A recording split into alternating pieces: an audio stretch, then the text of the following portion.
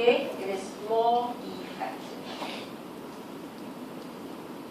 So this is a case of contractionary monetary policy. Now, last lecture, I did steeper IS with you, and I mentioned it's tougher. So you always have the choice of steeper and flatter. Generally, flatter is easier to analyze because it's easier to look up for the point. Analysis is also simpler. Alright, when IS is flatter, it means everything, the reaction is bigger. It's easier to comprehend. But it's always your choice. Okay, so that was the discussion in page 32 that we saw. This is contractionary monetary policy.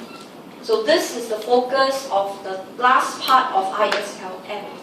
Alright, execute policies, discuss the effects on the economy, then evaluate by changing the slope. So you only do one slope. You don't do steeper and flatter. You always do one of them. Okay, with that, let's turn to page 33. Look at some very special cases. So what we did so far was merely making it steeper or flatter.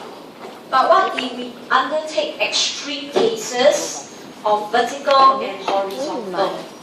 Right? Okay, so in this case, we know if we have a horizontal LM, okay, it's two possibilities. Interest rate is fixed.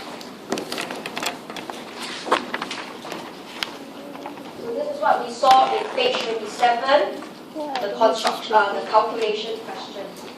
Right? Where government will actually change money supply to meet money demand. So this is what we meant by fixed interest rate. But it is just a goal of government.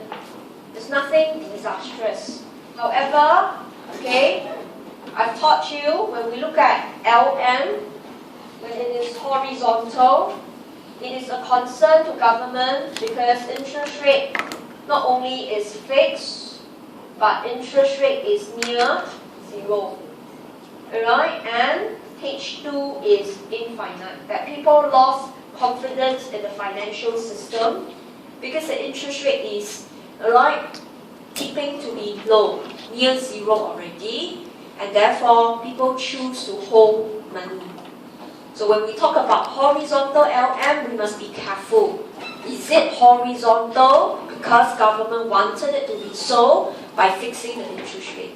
Or was it horizontal because the economy is in a liquidity trap? They could be very different. So in this case, we want to focus on the liquidity trap. Alright, so whenever we talk about liquidity trap, remember, okay, the classic example is Japan. No other countries qualify. Only countries in the Great Depression before World War I had the liquidity trap. But we don't discuss those phenomena. The prevailing phenomenon of a country in liquidity trap is only Japan, not even US yet. Okay, so must be very careful. So I've briefly shown you the diagram of liquidity trap before, so let's just quickly draw it in a given space.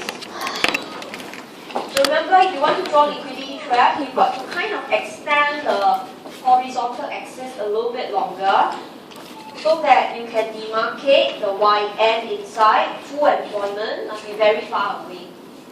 Okay, then demarcate your Y prime to tell you that was the critical income. You still have recession, but you will break away from the trap. Okay, and currently you are here, Y1. So you are very far away from YN. You are far away from your recovery income. Okay, so in this case, the purpose of marking the Y prime is to tell you, right, from 0 to Y prime, your interest rate is critically near 0. LM is horizontal up to point A. Right, then beyond point A, although you are not at YN, you have a normal recession, your LM is the typical upward sloping LM. Okay, so highlighting to you, in this case, mark out this point, right, 0 to y prime, you must be in a deep recession, okay, and you are in a liquidity trap.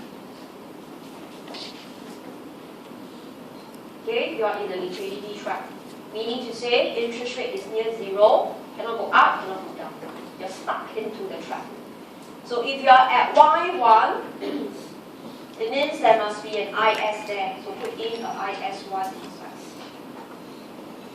So the economy currently is at point E1. So if we want to illustrate fiscal policy in a liquidity trap, we don't draw horizontal throughout, it's misleading. If you draw horizontal throughout, that was the exercise question we did just now. Government fixed interest rate. But this is not. So if you want to illustrate a liquidity trap, you must deliberately show that up to a certain point, the LM will go back to normal. Alright, if you extend this line across, the examiner won't bother to read. The whole thing goes wrong. Because liquidity trap must have, right, the characteristics of a deep recession, alright, with very low, near zero interest rate. So here we want to demonstrate fiscal expansion. This is what Japan has been doing.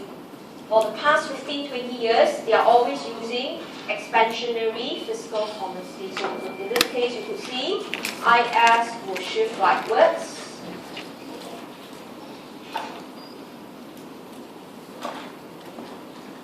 Right, so does the policy works? Okay, so step 1, we saw. Okay, government can increase G. Government gives shopping vouchers to the Japanese. Alright, so we know in this case, AE goes up, Y goes up, IS will shift right. Okay, to IS2. Okay, then the standard analysis was income goes up, money demand goes up more than money supply. But interest rate must remain at near zero. Interest rate should go up. Money demand goes up, you should offer us better interest rate. But banks cannot do so because you are still in a deep recession. Alright, okay, as long as you are below YN, you are known as having a recession. But now you are having a deep recession. Look at your E2, or you can say your Y2. You're still below your recovery income. You're still in the deep recession. So interest rate cannot go up. Alright, interest rate will be still near zero. Therefore, change in I is zero. Right, interest rate didn't change much. Investment also don't change much. In this case, is the policy good? The answer is yes. There is actually no crowding out. So in a liquidity trap, whenever government exercise expansionary FP, okay, there is no crowding out. So that we applaud and say, good, then might as well everybody falls into a liquidity trap. Right? Then, if this is really good, why is Japan in recession for so long? Which I've actually taught you in topic 1. You must know. Alright? Okay?